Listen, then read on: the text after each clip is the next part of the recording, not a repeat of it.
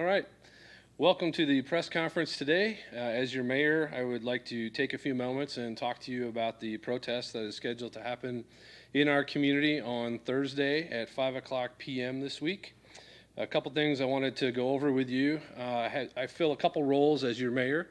Two of them are what I'm going to focus on today. One of my primary roles as the elected official is the ambassador of the community. So it's my job to welcome people to the community. It's my job to be the ambassador of our community.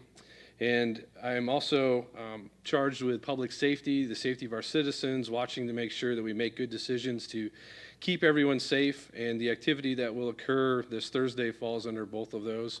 So as the ambassador of the community, first I would like to welcome the protesters to our community. They do have a constitutional right under the First Amendment of the Constitution to gather peaceably, to protest things that they want under freedom of speech. We are working diligently with all of the law enforcement bodies, the local police department, the county sheriff's department, and the Iowa State Patrol to ensure safety for the protesters as well as safety for our citizens and business owners. And I wanted to go over a few of the things to keep everybody in the loop on what we're doing as it relates to that. I have reached out to the governor's office. I would like you to know that. I spoke with Department of Public Safety official earlier today. They are aware of the protest, and if any resources are needed by the state of Iowa, the governor has offered those in her press conference yesterday. And so if we do need anything of that nature, that resource is available. I would like to let you know that we have discussed the intent of the protest and the format of the protest with some organizers of the protest, specifically Jasmine Howe. Chief Warburton has spoken with Jasmine yesterday. I reached out and spoke to Jasmine today about 12:30 p.m. We had a good conversation. I asked her what their intent was, why they chose Spencer, and if it was okay to go over a few of those things with you today, and she said it sure was.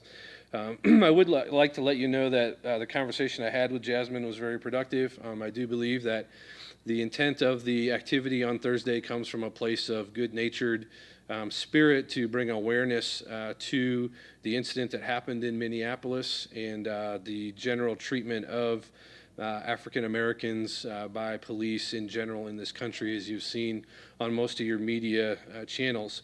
So with that, I'll get into what Jasmine and I talked about. I asked what I could relay to the people during the press conference about what they would like, what their end goal of the protest is, and she mentioned a couple things. Number one, they want to bring awareness that racial profiling does exist in the United States. Number two, they want to acknowledge that racism does exist in the United States. They would also like to bring awareness to the fact that innocent people are being attacked by police officers.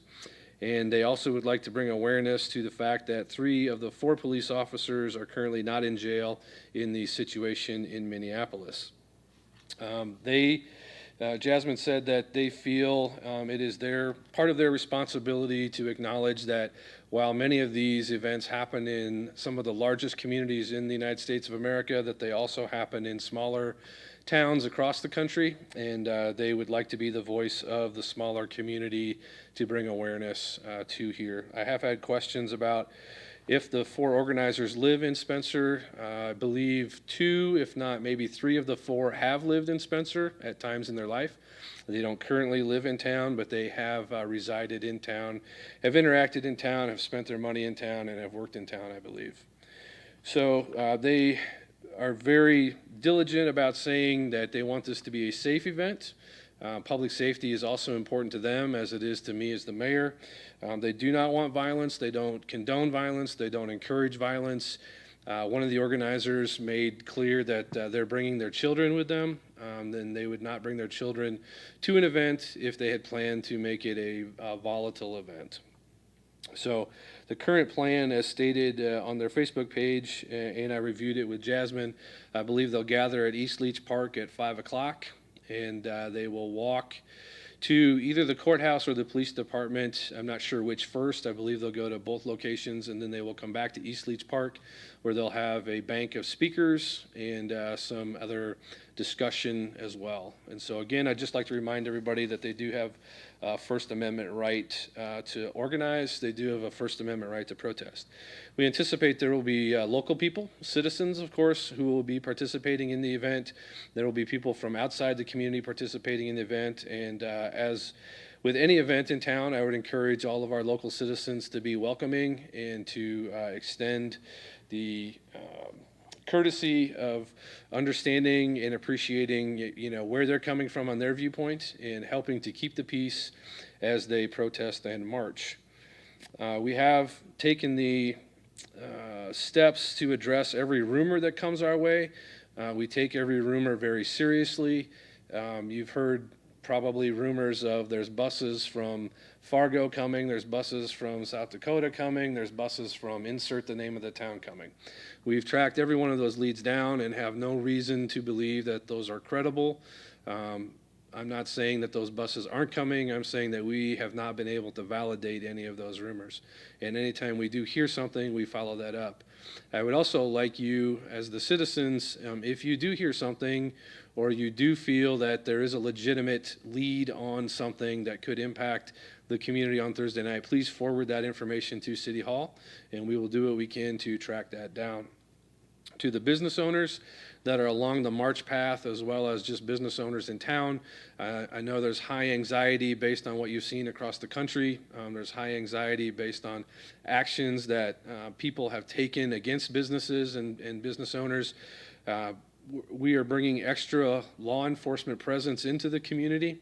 We've reached out to surrounding communities, and as I said at the beginning, the local and county and state law enforcement have a coordinated effort. So you will see larger police presence than you will normally see in the downtown area, and we're not doing that because we think there will be a problem. We're doing that to help prevent a problem. And so public safety, as I said at the beginning, is one of our #1 priorities, and we will put every measure in place to protect the citizens of Spencer. So with that, I would just like to also address behaviors that will not be tolerated. Destruction of property will not be tolerated. Vandalism will not be tolerated. Disruption of traffic will not be tolerated. And any incendiary behavior that would incite a crowd will not be tolerated. If these behaviors become observed during the march, those people will be addressed accordingly and removed. When it comes to disruption of traffic, one of the main concerns I have as your mayor is that Highway 71 and Highway 18 run north and south, obviously, through town. And we have an obligation to keep those open. We have to keep the bridge open. So you'll see some added law enforcement in that area. We're working with the organizers so that everyone is safe. And I want to reiterate that we want everyone to be safe. We want the protesters to be safe. We want the people who are just looking on to the protest to be safe. We want the businesses to be safe. And so with that, highway safety is critically important. We're going to have people coming through Highway 71 and 18 that might have no idea that this is going on. They're going to roll into our town and they're going to see a couple hundred people or more in the downtown area potentially. And we want them to be safe as well. Everyone needs to be extra cautious, but also be respectful of each other. With that being said, I would move on to remind you that we are also in a pandemic. COVID-19 is still in existence. We are seeing, especially regionally, the cases rise. Our county is at its highest number. Dickinson County is at its highest number. BV County is on the rise. And I bring that up because the governor's orders are still in place for social distancing of 6 feet or more. And if you cannot social distance, if you're going to be in a crowd, then the CDC and the governor has recommended a face mask shield very similar to this. And if you see on the Facebook page of the organizers, Jasmine and I talked about this today, they're encouraging masks, and they wanted me to reiterate the fact that when they say mask, they're talking mask like this. They're not talking a full ski mask. They're not talking a full face mask. They're talking a mask very similar to this. They don't want anybody to hide their identity, nor do we. And so with that, any questions that you have, I'd be happy to answer after the press conference. We'll close this out on Facebook. You can always reach me if you call City Hall, ask for my extension. That goes directly to my cell phone. So no matter where I'm at, if I'm in the building or outside the building, I will get your call. You can reach out to me on Facebook or the city email. I will get back to you as soon as I can. And we are a couple days away from the march. And so I would anticipate that awareness will continue to build, anxiety will continue to build, as well as the planning and preparation on our part. I stated before that we'll track down every lead. We will try to create the safest environment possible for everybody. And of course, we as city leaders, and we have discussed this, we don't condone the behavior that happened in Minneapolis. We support the path forward to bring peace everywhere across our country, and we're going to do what we can to do that locally. And so with that, I would thank all of the citizens as well as the people who come visit our town. We have a very safe town. We've received numerous recognitions that we haven't applied for as it relates to our safety in the state of Iowa as well as in the Midwest. We've been named one of the best places to live and retire in the top 10 consistently the last 6 or 7 years. And we take a lot of pride in that environment. And hopefully that is what the protesters as well as the community people who are or are not protesting experience Thursday, is the type of community that Spencer is. And so with that, I wish you the best of luck. I wish you the best of health. And one more reminder, I forgot, for the businesses, if you have concerns, there's a couple things that we do recommend. We do recommend that you keep your lights on, your interior and exterior lights, just for awareness and visibility of your building. And also to wrap up, I'm going to issue an order that the parks in our town will close at 9 o'clock. The organizers have discussed with Chief Warburton and myself, as well as on their Facebook page, they have the desire to have everything done and completed by dark. They don't want anything to go on past between 8 and 9 o'clock. And so in order to help them with that effort, we're going to close all the city parks at 9 o'clock on Thursday only, and help them disperse the crowd at East Leach Park when the event is done. And so with that, again, I wish everybody the best of health. God bless. Stay safe. And we'll see you down the road.